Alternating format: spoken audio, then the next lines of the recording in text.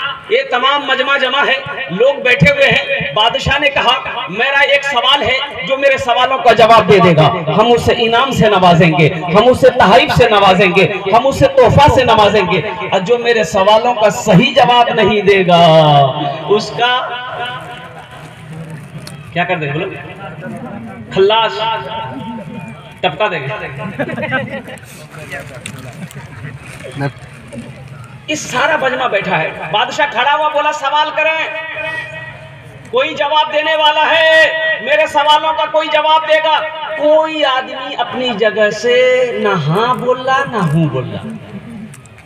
लोग आपस में बात कर रहे थे कि भैया जाने बादशाह ने दिमाग से छिटकुपड़ी उल्टा पुल्टा सवाल कर तो जवाब अगर ठीक नहीं है जानू मर तो जिंदगी बचे रहे दिल्ली खटे खा लो। बहुत देर के बाद एक नौजवान खड़ा हुआ, बोला कि हम देंगे। बोला सोच लो। बोला सोच ली, आप क्या कीजिएगा हमको पता है, बोलिए। तो बादशाह कहा कि मेरा पहला सवाल, बादशाह का पहला सवाल था कि मेरा पहला सवाल कि मेरी हथेली में बाल क्यों नहीं है। ये नौजवान बोला कि बताइए कितना बड़ा पागल बादशाह है। अरे बाल सर में नहीं है ये सवाल है, दाढ़ी क्यों नहीं है ये सवाल है, हथेली में बाल होता है। लेकिन बादशाह का सवाल था कि मेरी हथेली में बाल क्यों नहीं है। ये नौजवान बड़ा चालाक था, बड़ा होशियार था। इन्होंने कहा कि हुजूर दरअसल बात यही है कि आप बहुत सखी हैं, बहुत दानी हैं, हमेशा अपने हाथों से दौलत को लुटाते रहते हैं, इसलिए देते देते सब बाल घिस गया। अब देता कुछ नहीं था बादशाह। बादशाह बोला कि वाह वाह वाह, बहुत अच्छा जवाब दिया, खुश हो गया। बादशाह इनाम दिया, बोला इसको इतना इनाम दिया। बोला कि अच्छा ठीक है, मेरा पहला सवाल का जवाब कि दान पुण्य सदका खैरात करते करते सब बाल मेरे हथेली का घिस गया है। मेरा दूसरा सवाल के लिए तैयार हो जा। बोला हाँ बोलिए। तो बादशाह ने कहा कि मेरा दूसरा सवाल ये है कि तुम्हारी हथेली में बाल क्यों नहीं। बोला बाबा तो फंस जाएगा भाई, तुम्हारी हथेली में क्यों नहीं है। ठीक है मेरी हथेली का बाल दान पुण्य सदका खैरात करते करते घिस गया, तुम्हारी हथेली में क्यों नहीं है। तो नौजवान ने जवाब दिया कि हुजूर दरअसल बात यही है कि आपका देते देते घिस गया, आप जो कुछ भी देते हैं वो हम ही को देते हैं, इसलिए मेरा लेते लेते घिस गया। ना वो देता था ना ही लेता था। बादशाह खुश हुआ, बोला भाई इसको इनाम दो, इसको इनाम दो और कुर्बान जाइए। बादशाह ने इनाम दे दिया, कहा कि बस अब मेरा आखिरी सवाल है। बोला कीजिए। तो बादशाह ने कहा कि ठीक है, मेरा देते देते घिस गया, तुम्हारा लेते लेते घिस गया, ये हजारों का मजमा जो बैठा है इनकी हथेली में बाल क्यों नहीं। बोला बाबा तो खैरियत नहीं है भाई, इनकी हथेली में बाल क्यों नहीं है। ये लास्ट में मैं बताने की कोशिश करूंगा, इंशाल्लाह सुन के उठेंगे तो जरा अपने हाथों को उठाओ, इंशाल्लाह सुन के उठेंगे। अल्हम्दुलिल्लाह, अल्लाह आपके हाथ उठाने को कबूल अता फरमाए। ये एक बात याद रखना, कुछ लोग ऐसे हैं तकरीर मेरी सुन लेते हैं, लेकिन जब चंदे की बारी आती है तो फुर से उठ जाए।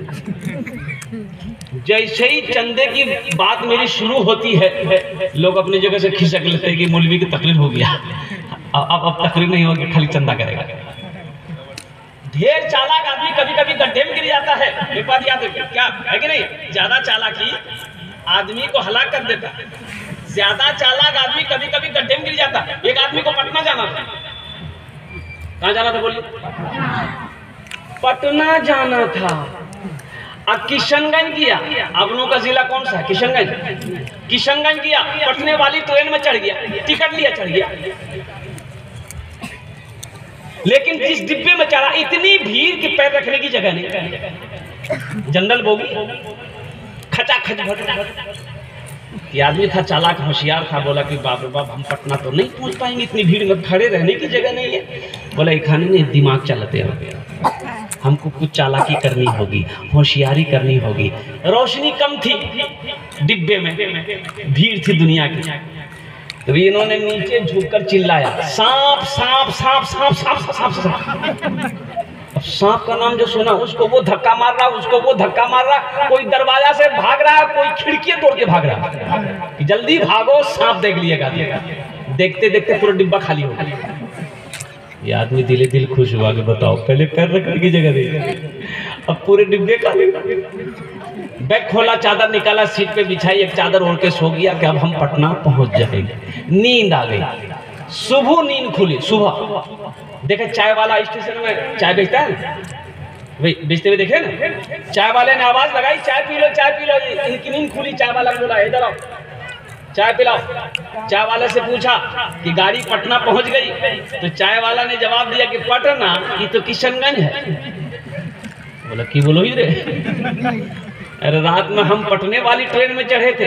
तो चाय वाला बोला कि ट्रेन तो सही पकड़े थे, लेकिन इस डिब्बे में एक आदमी सांप देख लिया था, इसलिए कोई पैसेंजर इस डिब्बा में चढ़ने नहीं मांग रहा था। ये बात रेलवे महकमा को पता चल गया कि ट्रेन का एक डिब्बा में सांप घुस गया है, कोई पैसेंजर चढ़ने नहीं मांग रहा है। तो ऊपर से ऑर्डर दिया कि इस डिब्बा को छांट के किशनगंज में छोड़ दो, बाकी डिब्बा लेके पटना चले जाओ।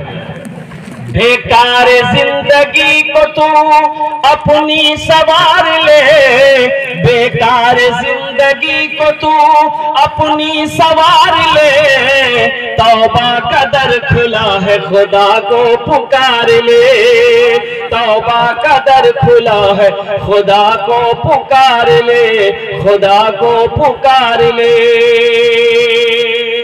अल्लाह बहुत अच्छा जलसा आपका गुजर रहा है। ये जलसा अपनी मंजिल की तरफ माशाअल्लाह बहुत तेजी के साथ चल रहा है। अल्लाह आपके आने को, अल्लाह आपके बैठने को, अल्लाह आपके सुनने को कबूल अता फरमाए। ये हमारे बहुत सारे नौजवान बच्चे खड़े हैं, अल्हम्दुलिल्लाह अल्लाह इनके भी खड़े रहने को कबूल अता फरमाए माशाअल्लाह। एखान थी के अपना दुआ करे जाबे, इंशाअल्लाह मैं सबके लिए दुआ करूँगा। ये जितने लोग यहाँ पर बैठे हैं, मैंने पहले बता दिया कि यहाँ पर दुआ की कबूलियत की 5 वजह है। इंशाअल्लाह वो लोग भी इसमें हिस्सा लेना जिसके घर में बीमार है, इलाज करते करते थक गए हो, पटना सिलीगुड़ी करते करते थक गए हो, आओ नबी के फरमान के मुताबिक आ जाना, इंशाअल्लाह दुआ हो जाएगी। अल्लाह उस बीमार को मुकम्मल सेहत और तंदुरुस्ती अता फरमा देगा। वो लोग जिसके घर में बच्चा नहीं है, डॉक्टर को दिखाए, बच्चा नहीं पैदा हो रहा है, 5 साल 10 साल 15 साल शादी को हो गए, बाल बच्चा नहीं हो रहा है, दवाई चल रही है, कामयाबी नहीं मिल रही है, इंशाअल्लाह यहाँ सदका करना, दुआ होगी, हजारों का मजमा आमीन कहेगा, इंशाअल्लाह अल्लाह औलाद की खुशियों से आपकी गोद को भर देगा। वो लोग जो परेशान हाल है, हमेशा परेशानी में मुब्तला है, सदका करना, अल्लाह सदके की बरकत से आपकी परेशानी को दूर फरमा देगा। इंशाअल्लाह शामिल होंगे तो भाई, इंशाअल्लाह शामिल होंगे, हाथ उठाओ, इंशाअल्लाह शामिल होंगे। अल्हम्दुलिल्लाह जश्न दस्तारे फजीलत, ये 5 बच्चे हमारे सामने बैठे हुए देख ली, आपकी नजरों के सामने। जानते हैं इसका मकाम क्या है? इनका मकाम मैं आपको क्या बताऊं? अल्लाह अकबर कबीरा, कुर्बान जाओ। ये वो हाफिज कुरान है, ये कोई आम बच्चा नहीं है, बल्कि ये अल्लाह का दोस्त है।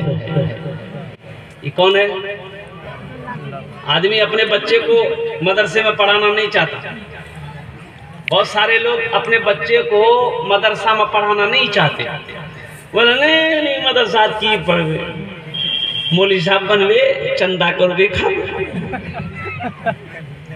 हम तो अपने बच्चे को इंजीनियर बनाएंगे, डॉक्टर बनाएंगे, प्रोफेसर बनाएंगे, वही बनाओ, अल्हम्दुलिल्लाह, मना नहीं है। हमारी कौम को डॉक्टर की भी जरूरत है, प्रोफेसर की भी जरूरत है, इंजीनियर की भी जरूरत है, मास्टर की भी जरूरत है, साइंसदान की भी जरूरत है। लेकिन मेरा कहना यही है कि मेरा बच्चा दुनिया का हर भाषा पढ़ेगा, पंजाबी पढ़ेगा, मराठा पढ़ेगा, बंगला पढ़ेगा, हिंदी पढ़ेगा, संस्कृत पढ़ेगा। मेरा बच्चा हर भाषा पढ़े, लेकिन मैं चाहता हूं कि मेरा बच्चा दुनिया का हर भाषा पढ़ने से पहले जो भाषा पढ़ेगा वो अल्लाह का कुरान पढ़ेगा,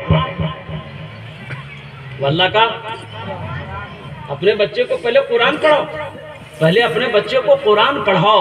अल्लाह अकबर कबीरा, खैरुकुम मन तअल्लमल कुरान व अल्लमहु। अल्लाह के नबी ने इरशाद फरमाया, तुम में सबसे बेहतर वो है, अच्छा वो है जो कुरान सीखे, दूसरों को सिखाए, जो कुरान पढ़े, दूसरों को पढ़ाए। तुम में सबसे अच्छा वो है, सबसे बेहतर वो है जो कुरान को सीखता हो, दूसरों को सिखाता हो, जो कुरान पढ़ता हो, दूसरों को पढ़ाता हो। ये ला रहे किताब। लोग चाहते मेरा बच्चा अंग्रेजी बोले, अंग्रेजी पढ़े, एमए करे।